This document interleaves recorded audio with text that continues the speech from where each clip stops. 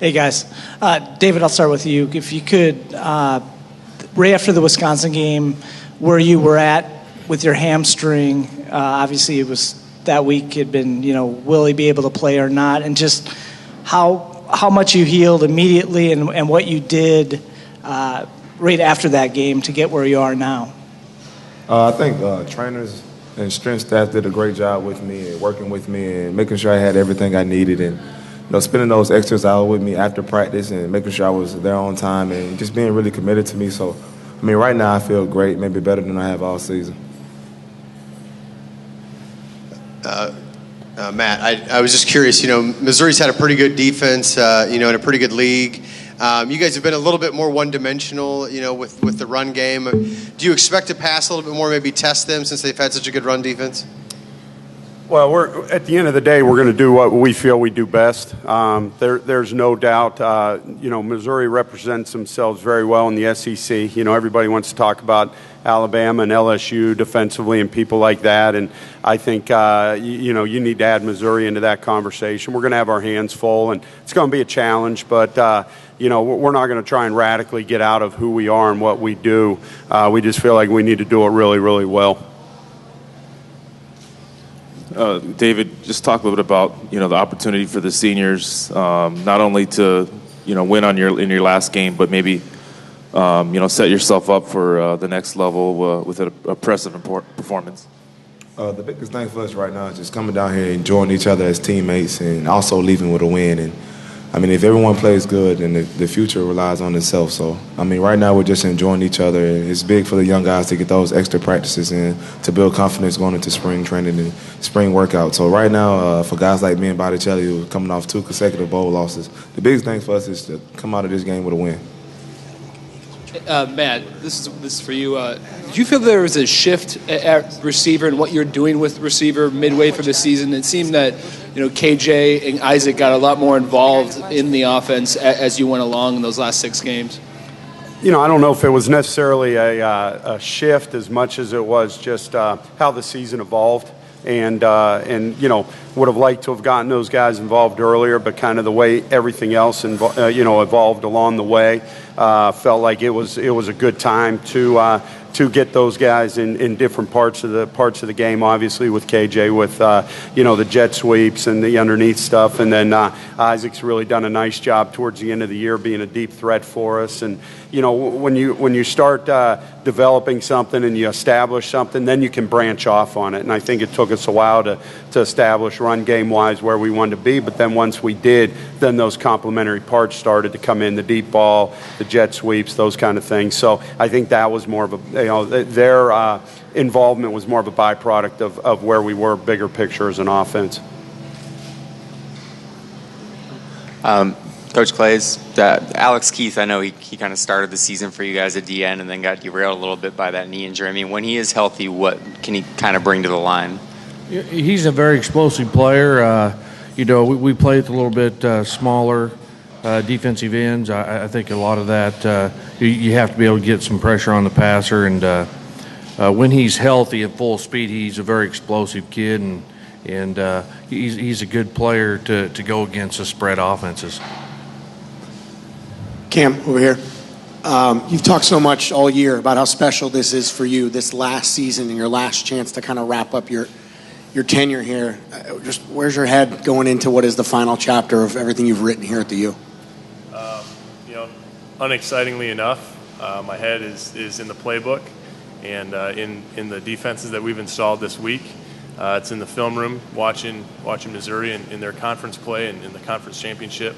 And, really, I've said it before, the time to look back and be sentimental is after we take care of business.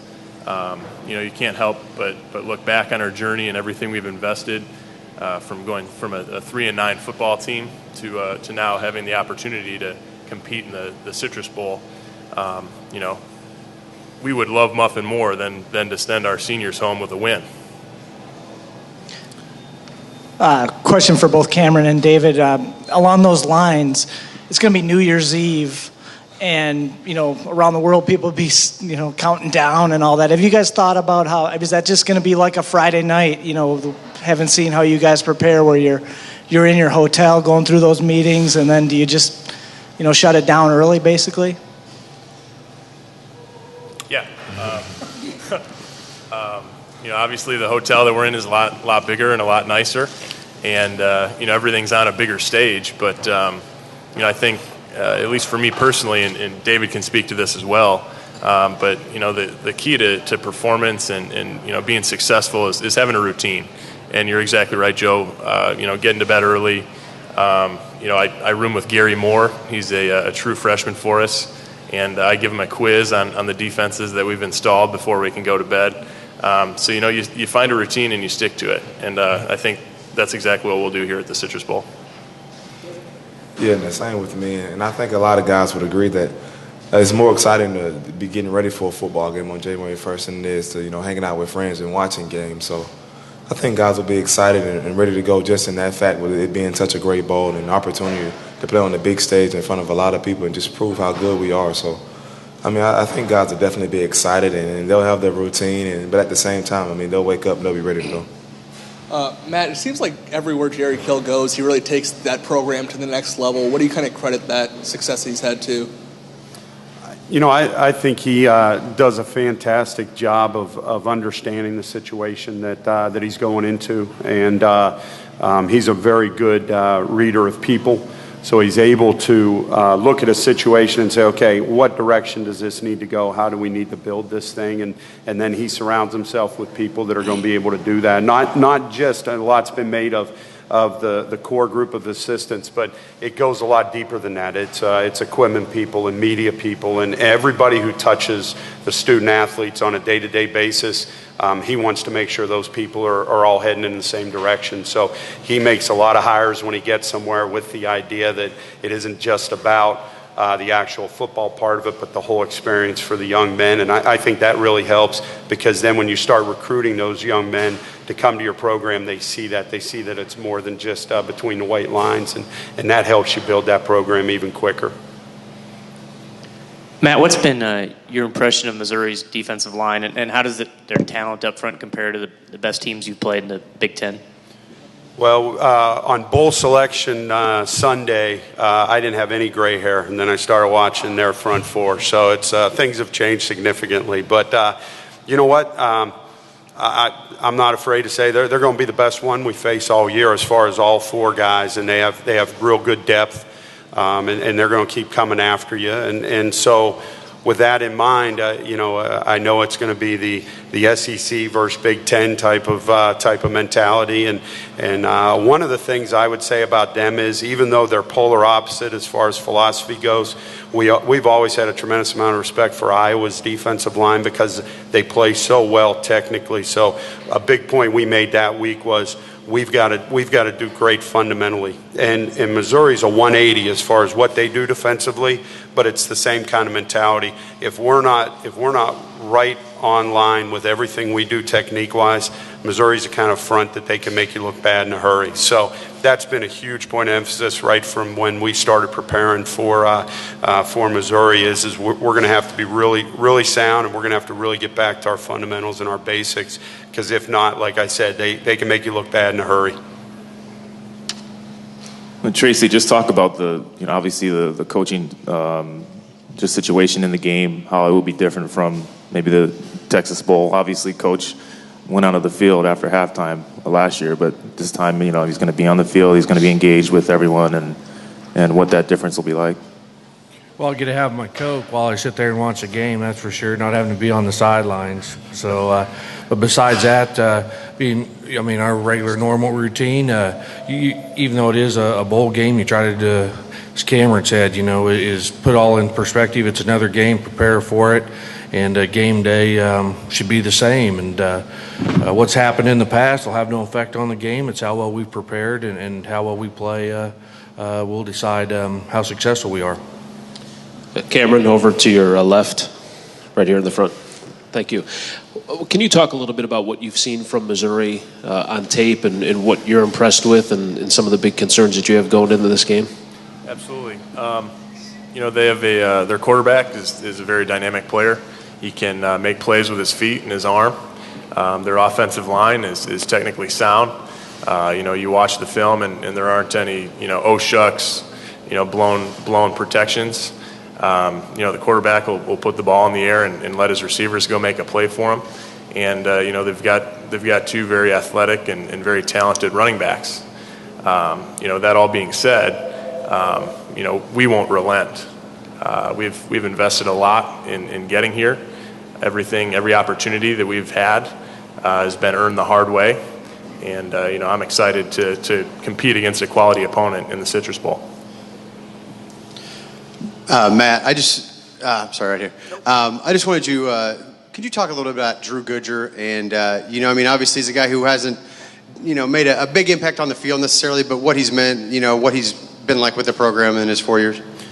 Drew's he was our first class when we got up to Minnesota. He was part of that first class. And, in our offense, you got to have a tight end. You got to have a guy at the point of attack that you can really trust. And he's been that rock for 4 years. We're going to miss him. There's a consistency about him. And, Coach Kill will tell you he's called him the toughest man he knows, because just about every play, his shoulder's popping out, or, he's spraining an ankle, but he just walks right back out there and works to get the job done. And he's a guy that, he's like an offensive lineman. He doesn't show up in the stat sheet very often, but he's such a valuable part of what we do. There's not very often we don't have a tight end in the game, and it's not very often it's not him. So it's going to be a loss for us. He's one of a number of seniors that we feel very, very close to because of what they've helped us do and where they've helped us get to. For David and Cam, when you guys signed with this program 4 years ago, things look remarkably different than they do now. Can you guys just both speak about what it's been like and what it will be like to look back on what you and your class has been able to achieve transitionally from day one until Thursday?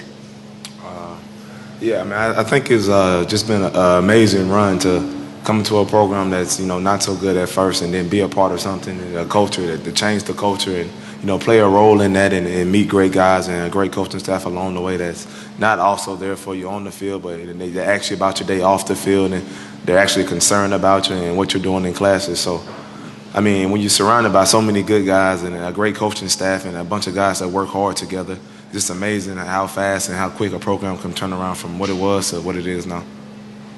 Similar to what Dave said, you might not think it, but there are plenty of guys who are 6'4", 290, 6'5", 290, 6 foot, whatever David is, 220, and can run.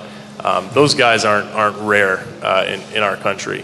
What is rare is a man like Coach Kill and his staff and those types of men who can come into a situation where the job wasn't getting done and implement a strategy and to inspire a group of young men to get it turned around and do it the right way. That's remarkable. And, I have to give all credit to Coach Kill and his staff. Matt, you mentioned the Big Ten versus SEC mentality. Is there any added pressure when you go into a bowl game against an SEC team?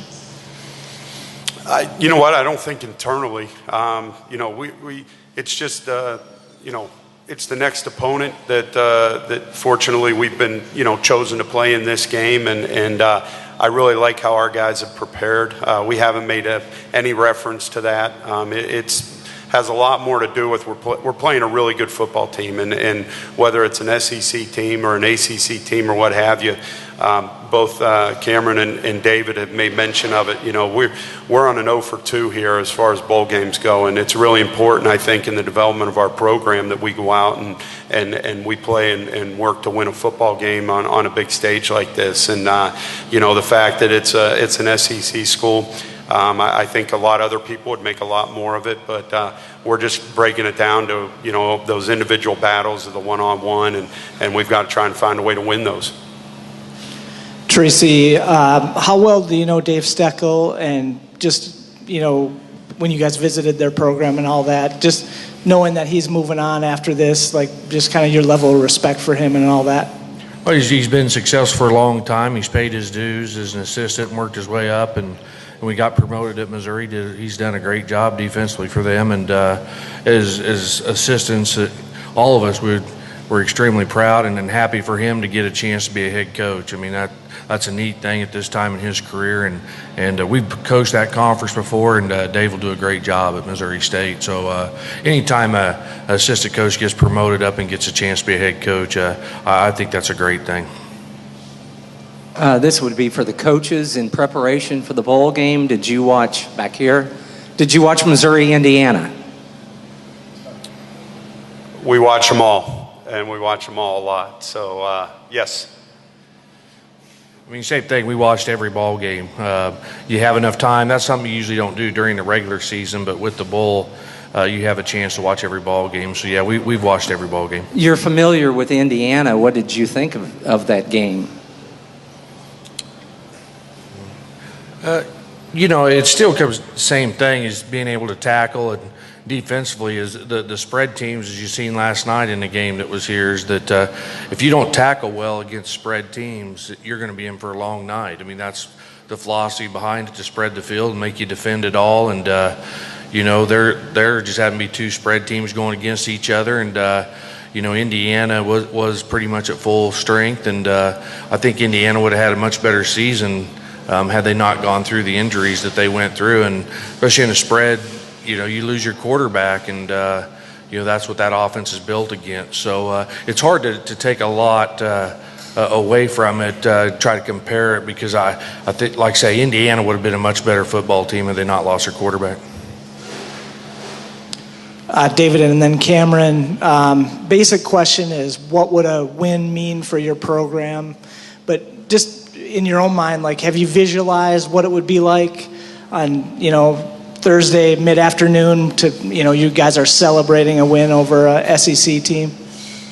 Yeah, I think I visualized it a couple of times, and just as well as other guys do. That's what you do. You visualize yourself making plays, and you want that excitement. And I mean, that's just what you're doing. A win, it'll just cap off a good season for us. And again, I mean, that's why we came down here, to enjoy our teammates and ultimately finish off the game with the win. And I mean, it'll just seal all the hard work that we've done and all the hours that we've put in on the field, off the field, in the film room, and in the weight room.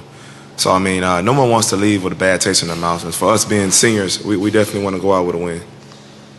I haven't visualized myself, celebrating afterwards. That stuff's all spur of the moment. But, and David touched on it, have visualized, myself doing what I need to do in the game to be successful. I've spent a whole lot of time thinking about that. As far as what this game means and getting the job done and winning this football game, for our program, Coach Kill says all the time, brick by brick. This is winning this football game is the next brick. This is the next step in moving our program forward. And just like David said, we've invested the hard work, the effort, the man hours. So now it's time to go out and perform. Matt, You've had a lot of good things to say about Missouri's defense so far. One thing we haven't really touched on as much is their ability to force turnovers. Have you guys done anything preparation-wise to prepare for that into this game? You know what? Not anything more than we usually do. Sometimes when you overemphasize something, you get the opposite result. So I think David will attest to the fact that we're always talking about ball security, always talking about making good decisions, and we do recognize and we do let the guys know when we're playing against a team who has the propensity to create turnovers. We do make sure the guys know that, but like I said, when you go over the top with it, you start letting those negative thoughts creep in. So we try and keep as routine as we can and be consistent with our reminders and how we go about our business. David, you've had a long time since you've set the single game record for Minnesota. Has Lawrence reached out to you? Has anybody reached out to you? And have you thought about what it means for the running backs that come behind you? I really haven't talked to anyone personal, but a lot of congratulations from different people. And again, I'm just so honored to actually have that opportunity and to work with great guys. And we talked about Drew Goodger earlier. I mean, and he seals the backside, and people don't see it, but he allows me to make that backside cut, and the lineman working up the double team. So it's so much more than just an individual effort. It's so much of a team effort and a lot of things that people don't see. So Yeah, people have told me congratulations, and we appreciate me being here. But I'm just so thankful and blessed for the opportunity, and to have guys like that and receivers that'll come down and crack a safety, so it allows me to get to the outside. So it's so much more than just an individual effort. Cam, how hard is it going to be to take that jersey off Thursday night? That's going to be a tough one. I might have to stuff that in my bag and bring it with me. Playing my last football game, and it's not just me. There's seniors: David Cobb, Zach Epping, Tommy Olson, Drew Goodger, all those guys. Michael Amefala. That's a tight knit unit. Playing our last football games as a Gopher is going to sting just as much as not rolling into the complex on Tuesday for a workout together and being together. This last football game is really a final chance for the senior class to be together and to go out and compete side by side. So I think it's going to be an emotional game. You can expect our best efforts, and it'll be a tough one. Cameron, can you tell me a little bit more about the quizzes you and your roommate give each other before bed? I mean, how often does that happen? What type of things do you ask each other? Well, usually I'm a redshirt senior. This is my 5th year in the program, so I've got a handle for the most part on the defenses that we run. Gary Moore, who's is going to be a tremendous player for us, young man from Mobile, Alabama. It's his first year. He didn't redshirt. We threw him in the fire, and so just to supplement his learning and get him ready before game day. And during the regular season, it's Friday nights in the hotel. You kind of quiz him. What do you have on this play? Who do you have to watch out for on this play? What kind of blocking schemes do they like to run? What play are they going to run on 3rd and short? Just kind of stuff like that.